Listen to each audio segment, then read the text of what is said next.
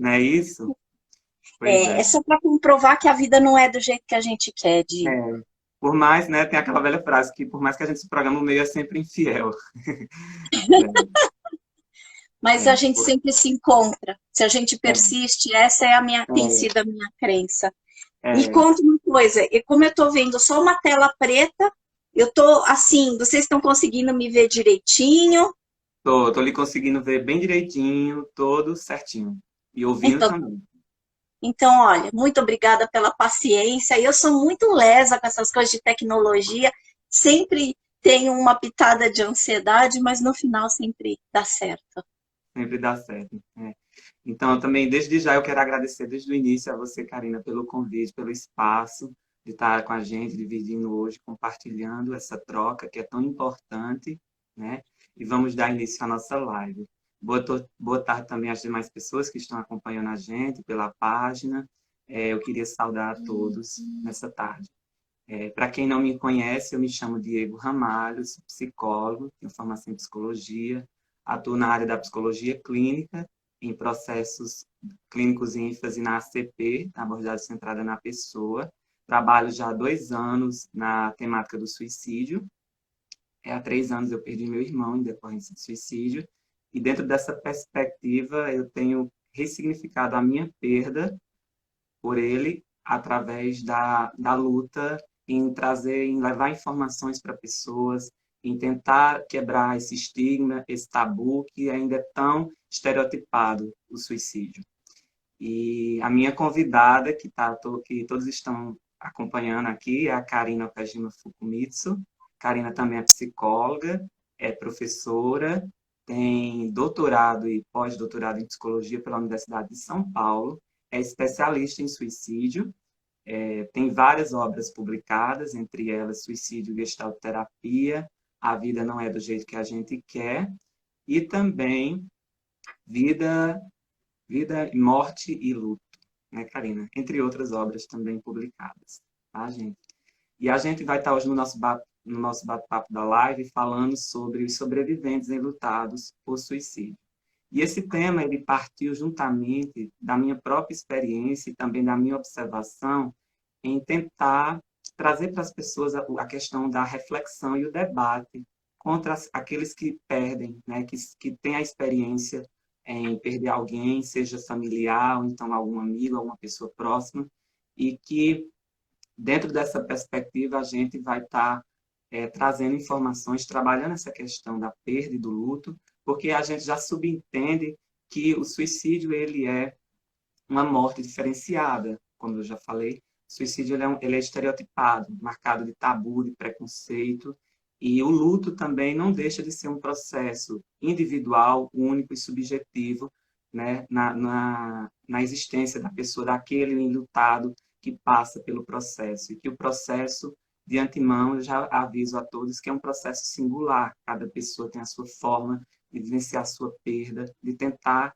buscar ao seu equilíbrio. Como a Karina bem fala, uma das palestras que eu assisti, que me deixou bastante marcado, né? Aprender a extrair flor de pedra, né, Karina? Então, passar agora a voz para você e a gente vai se completando aqui no nosso bate-papo. Primeiro eu quero te agradecer, Diego. Eu tenho uma inclinação a fazer e a apoiar todas as pessoas, principalmente enlutadas por suicídio, porque essa tem sido a minha missão.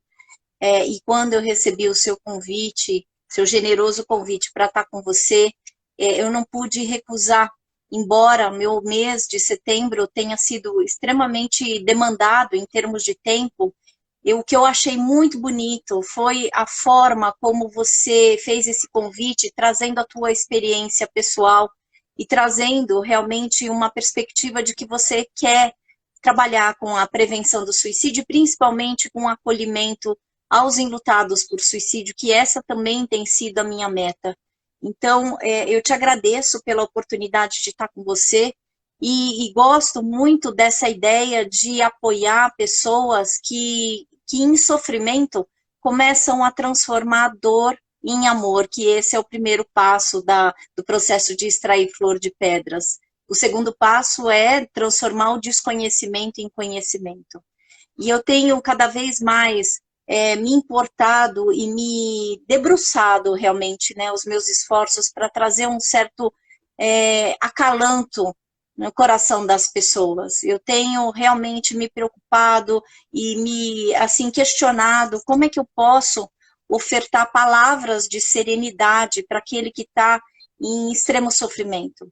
Eu acredito que aquele que é impactado, como você, como muitas das pessoas que eu tenho o privilégio de conhecer, são os meus, eu costumo falar carinhosamente a alcunha de que são os meus bebês.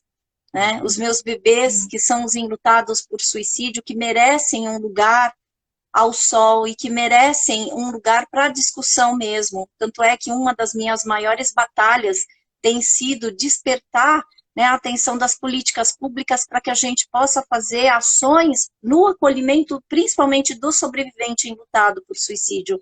Não estou somente falando agora sobre a questão da prevenção do suicídio, mas daqueles que ficaram, né, e aqueles que precisam encontrar uma maneira de sobreviver. Então, né, não é por acaso que a gente utiliza esse termo sobrevivente, porque sobrevivente, segundo Schneidman, que é, né, a pessoa principal dos meus estudos, ele traz essa consideração da pós-vention, que é a pós-venção que a gente usa.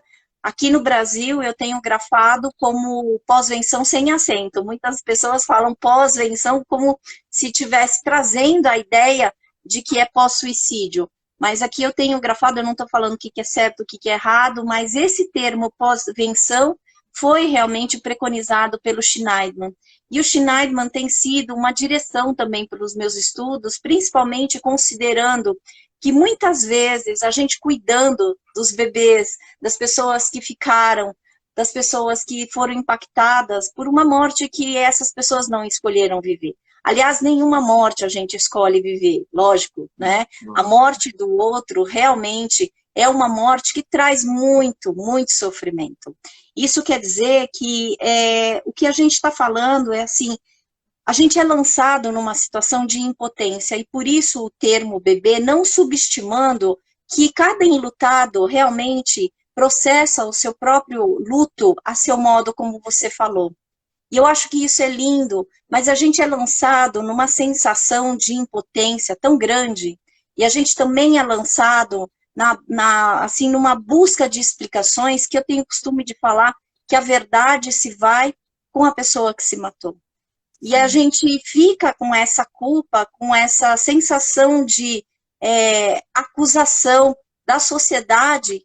Um dos trabalhos que eu direciono, né, e que eu ajudo também, que faço parte da equipe, é o grupo dos enlutados por suicídio, lá do NAS, Núcleo de Assistência Social do Instituto Sede Sapiens. E eu acredito que muitas vezes o que mais eu escuto são formas da gente lidar com essa montanha-russa que aparece na nossa vida e que a gente busca realmente a verdade. E como eu sempre falo, a verdade se vai com aquela pessoa, então a gente fica com um tremendo ponto de interrogação. Fica realmente buscando explicações, talvez de uma morte que a gente não consiga responder, mas talvez a gente não precise responder. E o que eu trago isso, né? Porque se a gente sabe que a verdade foi embora com aquele que se matou, e a gente entende que é uma morte que a gente não teve controle, tampouco uma responsabilidade, até porque o suicídio é uma morte que é um ato único e exclusivo da pessoa que se foi também. Isso quer dizer que a gente começa a descobrir que essas respostas a gente não vai ter, mas o que a gente vai ter é encontrar uma certa dignidade existencial para a gente continuar a nossa vida, apesar de toda a dor que fica escancarada. A gente fica como se estivesse em carne viva, né, Diego? Você sabe disso. A gente fica tentando lidar com os nossos remendos, que são fragmentos que aparecem. E esses fragmentos, eles acontecem com essa intensidade de sentimentos que se tornam confusos. Eu costumo falar que o suicídio é um tsunami existencial, que nos impacta em cheio. E aí, como um tsunami, por que eu nomeei de tsunami e não somente uma tempestade, né, um tornado? porque um tsunami é uma variação de vários efeitos, de várias causas, de vários fatores, concorda? Eu gosto quando você faz isso, porque é exatamente isso que eu procuro fazer no meu trabalho de pós-venção e com luto. Eu quero tentar traduzir uma linguagem daquilo que ficou tão inexplicável e tão sem palavras e tão sem comunicação, principalmente para o enlutado, que eu gosto quando eu estou trazendo isso e eu vejo muitas vezes isso que você falou, fez agora, né? Que essa é como se você tivesse concordando comigo, mas se sentindo traduzido no seu caos, no seu tsunami existencial. E isso me acalanta muito, sabe? Porque essa é a forma que eu tenho encontrado quando eu resolvi estudar o luto por suicídio, que foi em 2009. Eu resolvi mudar um pouco do foco de pesquisa, que eu já trabalhava com prevenção do suicídio, principalmente porque eu sempre quis levar esse assunto para as lides acadêmicas, então por isso que eu me tornei psicóloga. E às Né? vezes é tão escasso, né, sobre o tema de suicídio, né? Muitas das vezes, só às vezes no mês de setembro é que se ouve falar, está mudando um pouco, mas ainda é um pouquinho precário nesse nível, sobre E essa perspectiva. tomara que mude, sabe por E quê? Tem que mude. mudar, porque não é possível a gente ficar sem espaço para falar sobre esse sofrimento tão grande. Como eu sempre digo também, o suicídio ele acontece de janeiro a janeiro, né? As pessoas sofrem de janeiro a janeiro. Então, a campanha ela é louvável, eu não critico, mas a gente precisa tirar um tempo para falar no decorrer do ano, porque as pessoas sofrem, né? E o sofrimento ele é marcado por um sofrimento existencial. Muitas das vezes as pessoas estão do seu lado sofrendo, mas você não sabe, porque é uma coisa interna, né? Tá ligada a vários processos. E como você mesmo falou, né, o suicídio ele é algo muito fatorial, tá ligado a diversos aspectos da vida do sujeito, aspectos que às vezes, muitas das vezes, a gente nunca será capaz de decifrar, né? Sim. E eu acho que isso é importante você falar, porque a gente não consegue decifrar, e além disso, o que a gente não consegue é entender quais são as reais motivações dessa pessoa que partiu. Mas quem fica precisa entender e buscar uma certa motivação para continuar apesar da morte. Então, quando eu entro, né, para estudar luto por suicídio, é em nome de trazer realmente esse espaço de discussão e de abertura para que realmente a gente possa entender. Aquele que partiu por suicídio se foi e, teoricamente, ele terminou o sofrimento dele. E aí começam outros sofrimentos das pessoas que são impactadas. Existem estudos. Antigamente a gente falava, porque antigamente a Organização Mundial da Saúde, ela trouxe uma informação de 5 a 6 pessoas que são impactadas. E eu falo antigamente, porque essa é uma informação que está desatualizada. Nos meus estudos, eu tenho, principalmente no livro Sobreviventes Enlutados por Suicídio, eu tenho um número de 115 pessoas impactadas.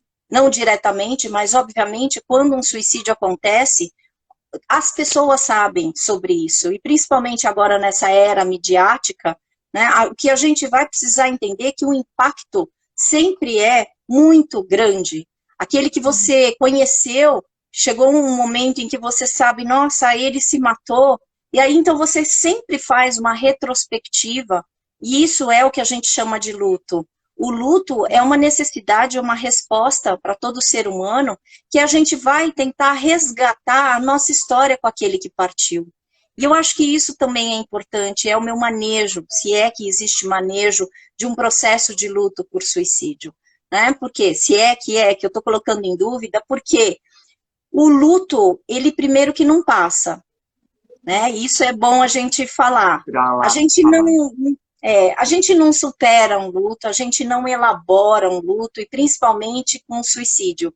A gente não pode falar para a pessoa que com o tempo passa.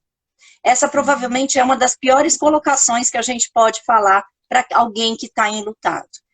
Com o tempo passa, você tem outras pessoas para cuidar, e agora ele está bem, sabe? Então, assim, são afirmações que são muito prejudiciais, principalmente para o enlutado por suicídio, porque o que o enlutado também por suicídio tem o direito é de manifestar a sua própria história independente daquele que se matou. Mas por que eu estou falando isso? Normalmente, o que acontece quando alguém se mata e a gente é impactado pelo suicídio de um familiar, a gente vira, por exemplo, você é o irmão daquele que se matou. Eu sou a filha da pessoa que tentou o suicídio. Eu sou a mãe daquele filho que se matou, você entende? Quer dizer, vira uma certa identidade que a gente precisa, né, ressignificar. A Manuel está colocando, se ressignifica o luto, né? Sim. O que é ressignificar? Eu adoro essa palavra, ressignificar, porque é dar um novo significado para aquela existência que partiu. Então, assim, a gente não supera. Muitas pessoas ficam até bravas quando falam em termos de superação, tá? Porque a gente não supera como a gente supera um obstáculo, né? E um dia eu ouvi a Teresa Vera Gouveia, que é uma amigona minha do site, do blog Laços e Lutos, e ela estava fazendo uma live com uma das mães, que eu achei lindo o que ela trouxe. Hoje em dia a gente também não fala mais aceitação, a gente fala adaptação. E eu achei bonito, porque muitas vezes eu falo para a pessoa que a gente tem que aprender a aceitar a morte ou a perda que nos impacta. E, nesse sentido, a aceitação, para mim, tem uma conotação e um significado diferente da aceitação que a gente normalmente vê. Por que é diferente? Você sabe que eu tenho, né, uma influência nipônica, e nós temos, né, uma ideia que se chama wabi-sabi, que é olhar para a realidade tal como ela se apresenta. E essa perspectiva, essa maneira da gente ver a realidade tal como ela se apresenta, esse wabi-sabi nos ensina a gente ver perfeição na imperfeição. Então, a primeira coisa que eu penso é que quando eu aprendo a aceitar a morte, não é que eu estou querendo criar um certo conformismo, mas olhando para essa realidade, muitas vezes, que é nua e crua, ela é como se tivesse aberto uma ferida enorme, aliás, uma cratera enorme que se abre, e que a gente, às vezes, fica tentando se segurar para não cair de vez, não é? E aí, então, o que eu trago? Talvez, a partir do momento em que você aceitar que houve uma coisa que não foi do jeito que você gostaria, né? Eu comecei essa live falando, a vida não é do jeito que a gente quer. E esse processo de aceitação é você entender que nada do que te acontece, mesmo a morte por suicídio, mesmo o impacto, não foi por acaso. E aí, então, quando a gente entende que não foi por acaso, mas eu não vou conseguir explicar. No olho do furacão, ninguém consegue explicação. No olho do furacão, o que nós conseguimos é poder se preservar e encontrar maneiras, que é isso que acontece também no luto, quando a gente ressignifica o que o Manuela está trazendo, não sei se é Manuel ou Manuela, mas o que está trazendo aqui, né, no comentário é assim, quando a gente começa a ressignificar e dar um novo sentido, é a partir dessa situação que a morte é estruturante. Por que eu falo que a morte é estruturante? Porque a morte faz com que a gente perceba que nunca mais a gente vai ver. Ela te define. Enquanto alguém está adoecido ou na própria tentativa de suicídio, né, que esse é minha missão, Manuela, né? Essa é a minha missão, né, que sempre foi tentar entender as tentativas de suicídios da minha mãe. Então, eu acho que tentativa é muito diferente do ato suicida. Isso é uma das coisas que eu fui aprendendo com Maria Júlia Kovacs, né? Porque ela é uma grande referência na área do estudo da tanatologia, né? Ela foi minha orientadora no doutorado e no pós-doutorado. Então, eu tenho o privilégio de ter esses ensinamentos bem de pertinho, porque a Júlia, ela pôde fazer uma diferenciação entre o significado das tentativas da morte mesmo por suicídio. E que nas tentativas, é um pouco do que eu trouxe no livro também, Suicídio e Gestalt Terapia, as tentativas a gente tem que lidar realmente com a intencionalidade e o grau de letalidade. Na morte consumada por suicídio, que é o ato suicida que acontece, você percebe que o que a gente vai fazer? A gente não vai conseguir entender qual é essa letalidade e intencionalidade, porque a pessoa está morta, mas o que a gente vai tentar entender é como no enlutado está essa letalidade. Você percebe? Porque uma das coisas que eu trouxe quando eu resolvi estudar o luto por suicídio, que foi então que eu falei para você que eu entrei em 2009 no doutorado, né? E eu fui realmente presenteada por ter sido aceita pela Júlia para ser minha orientadora. Eu comecei a desenvolver esta concepção, primeiro, de que o luto por suicídio é diferente, como você falou no início da nossa live, de que existem especificidades que diferenciam, e quais são elas? A vergonha, porque a gente lida com uma morte que a gente acha que a gente poderia ter mudado o desfecho dessa morte, não é? Porque quando a gente fala assim, essa pessoa morreu por câncer, ou morreu por acidente, ou morreu assassinado, a gente sabe de onde veio, né? Qual foi o agente da morte? Então, a gente tem para onde direcionar, inclusive, uma responsabilização e uma culpa. Com o suicídio, você vê que é uma das únicas mortes que trazem a elucubração de que a gente poderia ter mudado e modificado o desfecho desta morte. Não é? Exatamente. E aí vem, isso aí se chama culpa. E eu costumo também trazer que culpa é onipotência frustrada. E quando eu quero falar onipotência, eu não quero nem agredir a ninguém que se sente culpado. Mas eu quero falar que, quando eu falo onipotência frustrada, é que na culpa existe uma potência superior àquela que você pode e pôde exercitar, principalmente naquele que partiu. Porque, obviamente, se essa pessoa tivesse aberto e se ela tivesse declarado os sinais, porque também isso é uma das coisas que machucam os enlutados. Quando a gente faz essa campanha de prevenção do suicídio, campanha do Setembro Amarelo, é um mês extremamente perturbador e sofrido para os enlutados. Porque existem pessoas que falam que dá para a gente identificar os sinais. Eu mesma sempre falo dos sinais de alerta, mas que não é facilmente a gente identificar. E o que a gente fala quando fala de sinais? Exatamente. E eu também, às vezes, eu sempre abordo com as pessoas que a gente também não pode confundir prevenção com prevenir, né? A gente não tem como prever quando o outro, né? Nem sempre os sinais são claros e evidentes, porque cada pessoa tem o seu definhar, né? O seu processo, que até você fala, processo de morrência, né? Cada pessoa tem o seu próprio. Então, a gente não pode generalizar e tratar o suicídio como algo simplista, né? Algo simples. E não é, porque assim, nada do ser humano é simples. A gente sempre tem que entender que não dá para explicar. Se eu falo para você, você é uma rede, você é uma história, uma longa história. Uma das coisas que eu mais gosto de trazer para as pessoas. E o que eu estou falando isso é que você não é só causa e efeito de uma história da mamãe e do papai.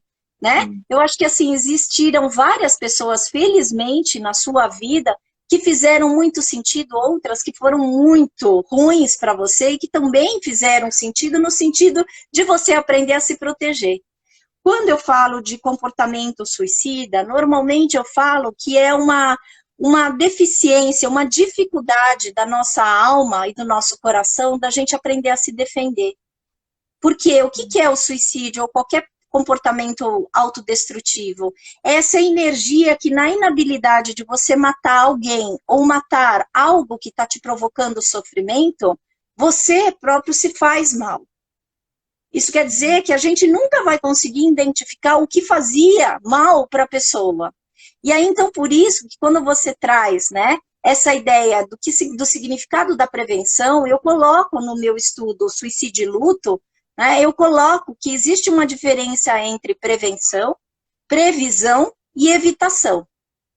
Muitas vezes os enlutados, né, acreditam que eles poderiam ter evitado esta morte, se eles conseguissem identificar os sinais.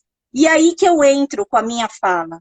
Não dá para a gente identificar sinal antes, porque a gente não fica 24 horas se preocupando com a vida dos outros. Apesar da gente amar Isso não quer dizer que a gente seja obrigado a ter um efeito sentinela das vidas das pessoas, daquilo que elas vão fazer em relação às próprias vidas. Porque isso realmente seria uma grande onipotência. Isso quer dizer que quando eu trabalho com os enlutados, o que eu mais vejo é essa sensação de impotência e essa sensação de que na dificuldade de ficar na impotência, a pessoa migra para a onipotência de se culpar. Você percebe? Porque essa culpa também é uma maneira de manter essa pessoa viva dentro da gente. Porque na impotência eu não mantenho a pessoa viva. Eu tenho a clareza e a percepção de que essa pessoa partiu. Agora, na minha onipotência, eu acho que se eu tivesse identificado os sinais, se eu tivesse feito alguma coisa, se eu tivesse dado aquele abraço que ele pediu quando ele pediu, antes dele se matar, você percebe?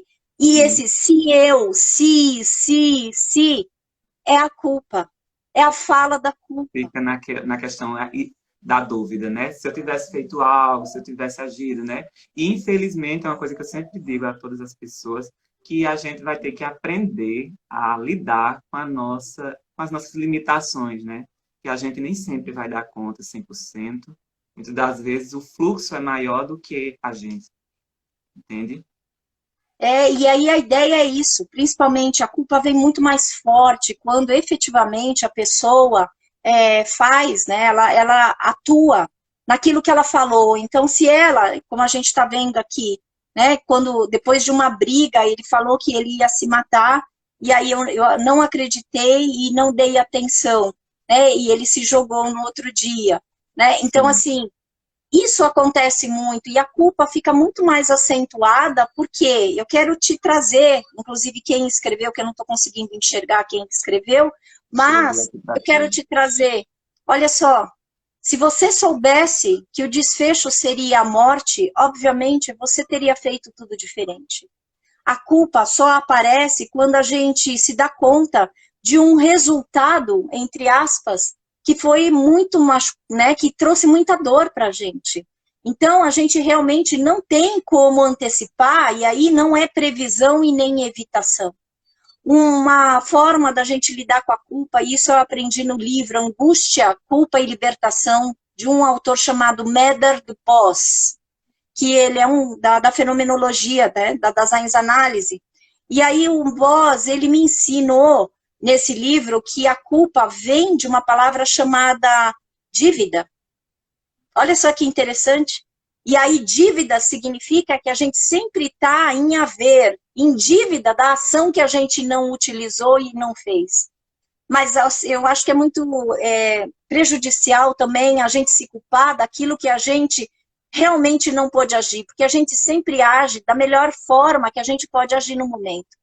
Então, o trabalho com a culpa, principalmente com os enlutados, é falando e trazendo que não é que a pessoa não possa se sentir culpada. Isso também é uma das questões que eu trabalho. Eu não falo não se sinta culpado. Eu tenho que falar o que é que você poderia ter feito diferente no seu processo. E eu vou trabalhando com essa pessoa até que ela entenda que o ato suicida não foi dela. Porque se ela pudesse controlar, né, com certeza ela faria para ter modificado o desfecho. O que eu estou falando é que até a pessoa perceber que esse é um ato único e exclusivo da pessoa que partiu, né, ela vai viver em culpa, porque essa culpa é uma maneira dela manter realmente viva essa pessoa que se foi.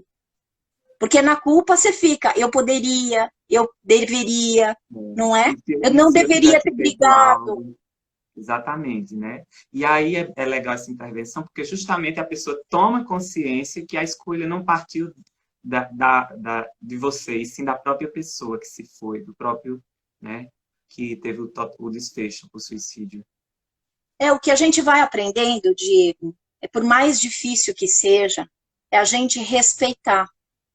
Né? Respeitar, eu não vou falar nem escolha, porque eu não vou entrar nessa seara, mas respeitar que essa pessoa partiu. O suicídio é uma morte que traz muita polêmica, porque mexe com o nosso instinto de sobrevivência. E uma das coisas que a gente tem que entender é assim, se a gente não culpabiliza aquele que morreu por qualquer tipo de adoecimento, ou por homicídio, por exemplo, a gente culpa e a gente consegue prender a pessoa, muitas vezes, que matou alguém, não é verdade? Que esses Sim, são os casos de homicídio. sim, Agora, quem que a gente vai prender quando sim. acontece um suicídio? Ó, Porque ele acaba quem se mata quem, matando. né? Quem Quem mata mata quem? quem? Uhum.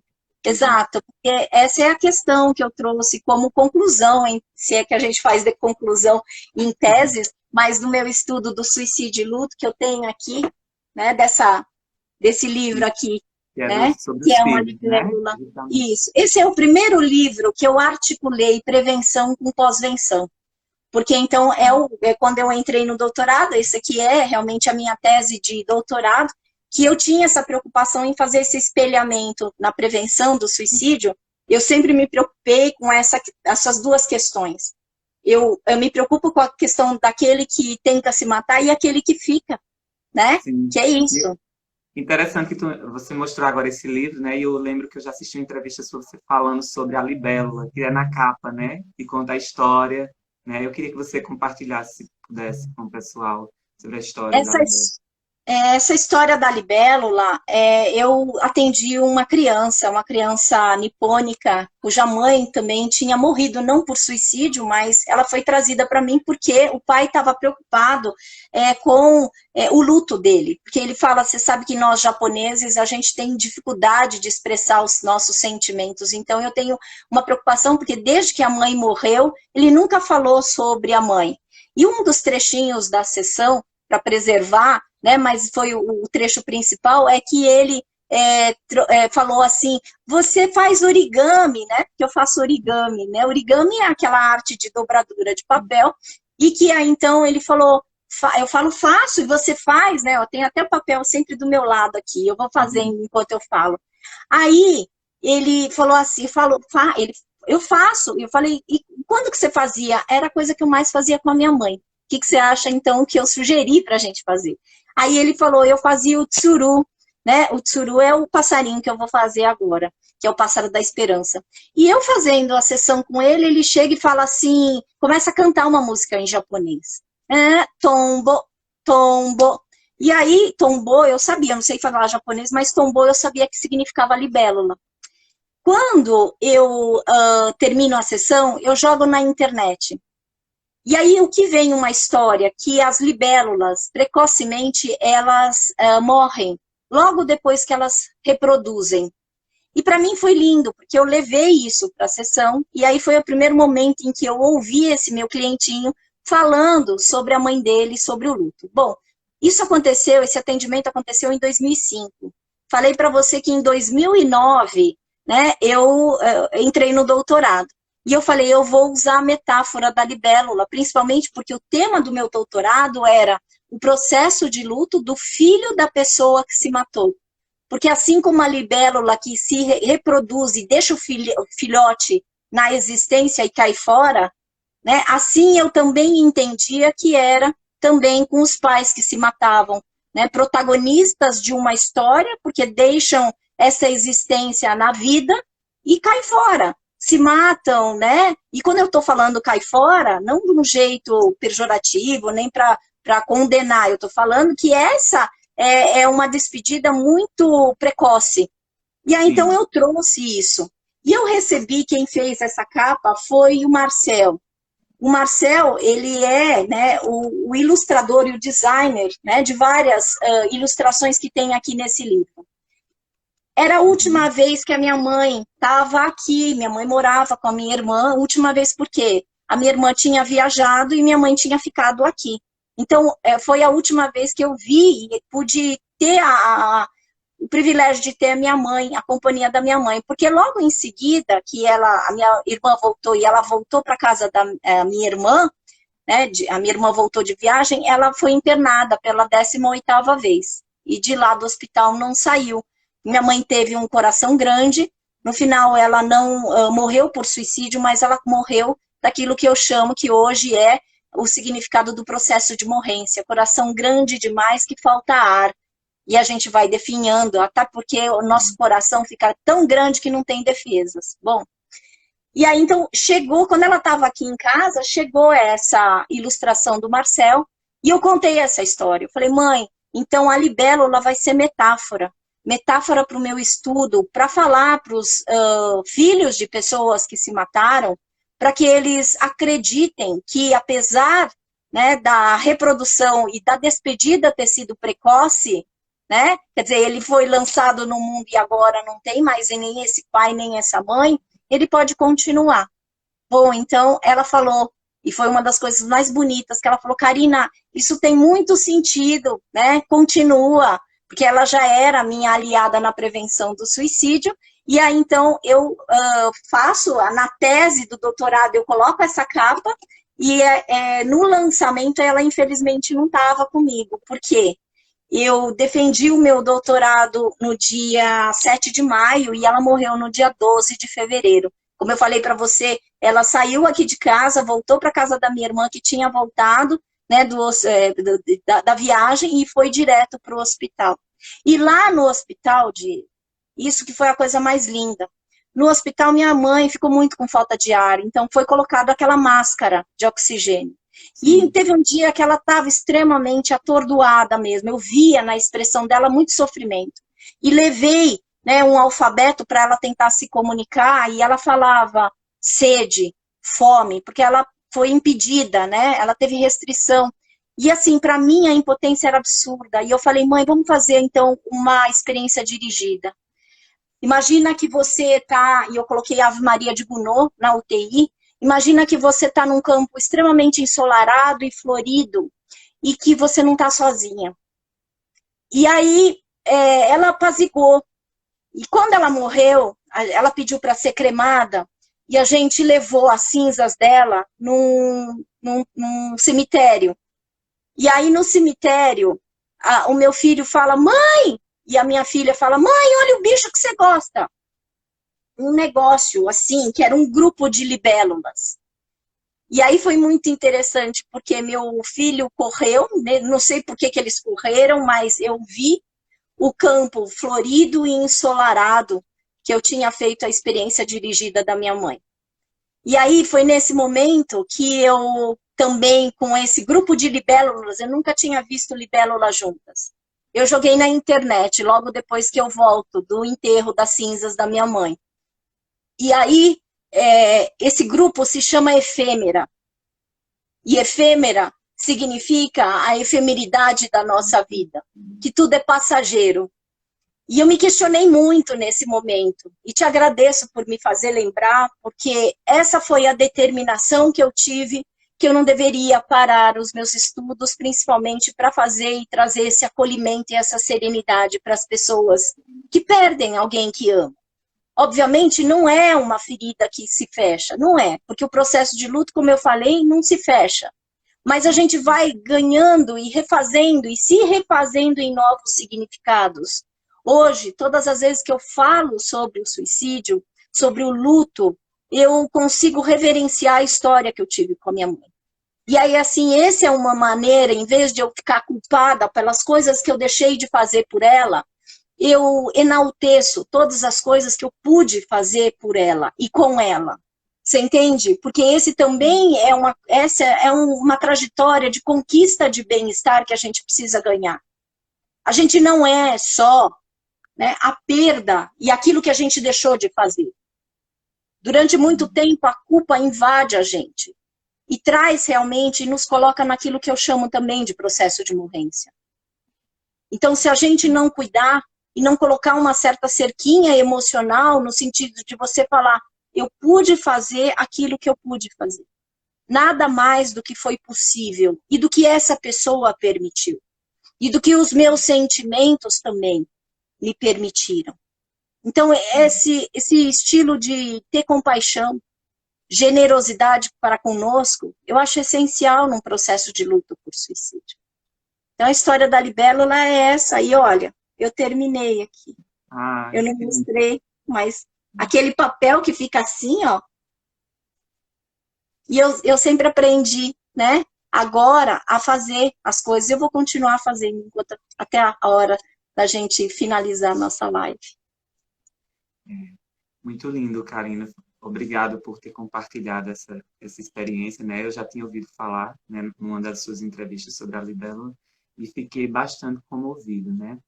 E como você falou, né, dessa questão da gente recomeçar, né, da gente não desistir e tentar entender que a vida é efêmera por si só, tudo muda a todo instante, né?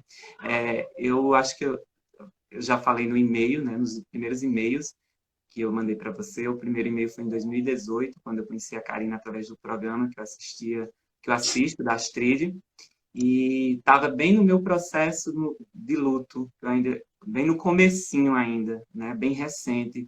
Então, naquela fase dos porquê, naquela fase que a gente não tinha se questionando em si, né? E você me deu assim, como se diz, um direcionamento que eu falei, caramba, eu não estou sozinho, né? Outras pessoas também passam pelo mesmo que eu passei e que estão passando e que ninguém está livre, né? Ninguém está imune a passar pelo mesmo.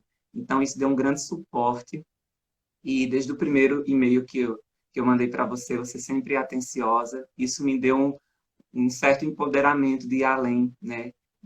Foi tanto que depois, por coincidência, que eu não acredito em coincidências, em julho de 2018, a gente aqui na minha cidade, no interior da Paraíba, Nova Olinda, a gente fez diversas ações voltadas para o suicídio. E uma dessas ações aconteceu também um desfecho. E eu tentei contornar porque eu era um dos únicos psicólogos que tinha, o grupo era formado por diversas pessoas, mas psicólogos só tinha eu.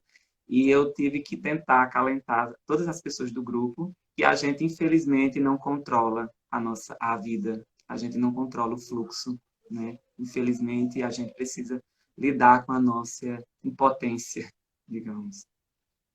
E quando a gente também se coloca em vulnerabilidade, falando, eu gostaria muito de ter a potência de tirar desse sofrimento. Mas quando a gente se coloca em presença, nessa possibilidade disponível, eu fico muito feliz. Eu procuro responder todos os e-mails. Eu coloco até no Instagram que eu não respondo, porque a demanda é enorme, gente. Eu não estou me gabando, não, mas assim, tem muita gente que me procura e eu não tenho secretária, então assim, eu assumo a minha impotência e minha limitação enquanto ser humano de não querer dar conta de tudo. Gostaria eu, né? Mas assim, eu fico muito feliz que eu pude te responder, né? No teu tempo, no meu tempo, e que a gente permaneceu desde 2018. Eu fico muito grata, Diego, sabe? Quando eu tenho respostas como essa que você está dando, né? Que você e eu pude, nas minhas palavras lá naquele programa do Saia Justa, né, eu pude levar uma direção e ser um farol. Eu gosto muito dessa ideia de que não na onipotência eu quero ser luz, mas se eu puder utilizar minha existência para ofertar um pouco de serenidade para as pessoas, porque a gente está num mundo tão caótico, tão egoísta, tão competitivo, que esse não é o tipo de psicologia que eu uso. Eu gosto e eu fiz psicologia realmente para trabalhar com uma vertente humanista, uma vertente existencialista, de sempre trazer um acolhimento, sabe? E quando você fala que você é da ACP, e eu gosto bastante também da ACP, eu entendo que, principalmente nessa teoria, a gente não faz muita coisa, não cai na fazição. A gente faz um acolhimento empático, a gente faz uma escuta empática, e muitas vezes é isso que faz a diferença. Com um enlutado, eu posso falar que é isso que eu trago, como oferta da minha presença e disponibilidade, para se de repente ele está na escuridão, eu fico na escuridão com ele. E falo, eu gostaria de tirar desse sofrimento, mas enquanto o seu sofrimento não passa, nem o meu, vamos ficar juntos. E é isso que eu tenho ofertado, sabe? E eu tenho gostado desse meu lugar, porque esse é o lugar que eu quero ocupar. Um lugar de não querer salvar vidas, não de, sabe, modificar comportamento. Eu não curto isso. Porque eu não consigo, muitas vezes, modificar o meu próprio comportamento, principalmente o autodestrutivo. O que eu tenho aprendido, como reles mortal, é entender que, muitas vezes, aquilo que faz mal para a gente, não existe um outro jeito da gente suportar essa situação se a gente não olhar para a nossa ferida. E aí, então, eu tenho falado com esse olhar wabi-sabi, com essa perspectiva da gente aceitar a realidade e entender que nada é por acaso. A gente pode se acompanhar e fazer da nossa existência menos solitária. E eu acho que fica muito gostoso quando eu ouço que você não se sentiu solitário na sua caminhada. E que hoje você tem ofertado presença, escuta, acolhimento. Que é isso que um ser humano pode fazer, sabe? É você falar, você não está sozinho, cara, eu estou com você. Isso quando você tem disponibilidade. Então, também aprendi que disponibilidade é conquista. E quando a gente oferta o nosso tempo, essa é a maior conquista que a gente pode ofertar para o outro. Porque a gente ofertou para a gente. Né? Exatamente. A gente já está aqui no Olha, tempinho de a live, né, encerrar, mas antes de tudo, eu queria deixar o espaço para algum comentário. Karina, se quiser fazer mais alguma colocação. eu estou com pouco tempo e toda vez que eu começo a falar, quebra a live. E eu não quero passar por esse luto, porque eu já entrei 7 minutos atrasada pela minha dificuldade tecnológica, para Mas variar. ainda bem, mas ainda bem que deu tudo certo. Sempre acontecem esses probleminhas no Instagram, mas de antemão eu queria falar e agradecer a todos que estão aqui acompanhando, né, esse projeto que eu tinha proposto à Karina, e eu fiquei muito feliz quando ficou para outubro, porque dá até um diferenciado, porque no setembro fica uma coisa tão batida, uma coisa, né? E às vezes até as pessoas acabam não dando tanta visibilidade. E como eu falei no início do vídeo, a gente precisa falar sobre isso de janeiro a janeiro, porque as pessoas sofrem a toda hora, né? O sofrimento existencial está aí. Então é importante a gente tirar o espaço, o tempo, para a gente se colocar a falar nessas questões, né? E a gente precisa entrar em contato com a ferida. Às vezes eu sempre digo, trata a ferida como um espinho. O espinho está lá na pele, vai doer. Se você não tirar, ele vai permanecer doendo. Mas se você tirar, vai passar pelo processo de cicatrização, né? Pode amenizar. A ferida vai estar lá, mas vai ser algo bem menos doloroso, né? Perfeito, perfeito, Diego. Para você conseguir lidar com o seu sofrimento, você tem que olhar para ele. Não fuja daquilo que é mais teu. E te agradeço demais para fazer ser meu parceiro, né, de prevenção do suicídio de janeiro a janeiro. Beijo para você, querido. Para você Beijo. também.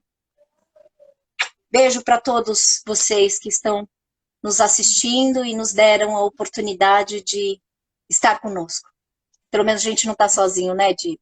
É, todos a todos, um prazer enorme estar aqui. Se vocês tiverem algum comentário para fazer, a gente ainda tem um tempinho. Deixa eu só ver aqui. Ainda tem um tempinho. Olha só, essa live vai ficar gravada no Insta né, no IGTV, É, não é, Diego? E depois eu é, vou baixar e vou colocar no meu canal e depois também vou divulgar. tá ok. Vai ficar disponível, sim, gente, no IGTV da página Subjetividade Humana. E também, se eu tentar baixar, eu vou tentar baixar também, Karina, qualquer coisa eu lhe mando também, viu? E desde já eu Ótimo, agradeço imensamente pela oportunidade de estar com você aqui. Eu disse que maravilhoso que em tempos tão remotos que a gente está vivendo, com essa pandemia que desconfigurou tudo, jamais imaginava que um dia poderia estar de frente contigo e com diversas pessoas do Brasil inteiro trocando informações sobre suicídio. Então, eu fico muito grato, desde o do princípio, muito grato e feliz por esse momento. perfeito, querida. Beijo para todos. Até. Todo Tchau, gente.